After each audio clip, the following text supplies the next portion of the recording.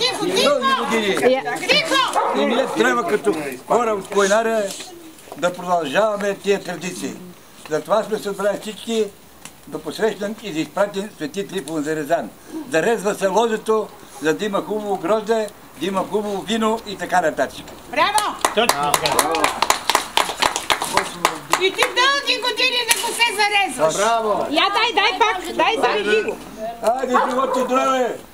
Да се ражда и по коловете! Кетто има по-голем тази година! Дано хората наберат много грозде. От всека главина по 3 кофи и половина. От всеко редленце по едно боренце. Да налязат много вино, да се изяде и изпие по сватби и по кръщенията и така нататък. Браво! Празва са не само Трифон Зарезан. И следващите 2 дни, наречени Трифонците.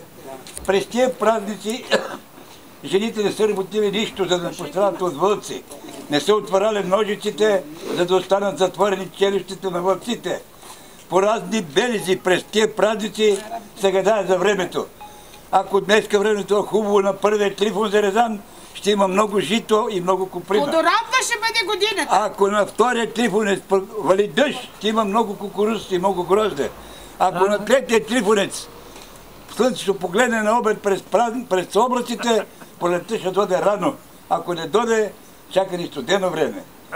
През Трифонците, ако се роди дете, го провират през тъй наречения вълчи уста, направен на обръч, който е обвит с кожа от овча глава, от такава вълча глава, за да бъде здраво и да бъде живо.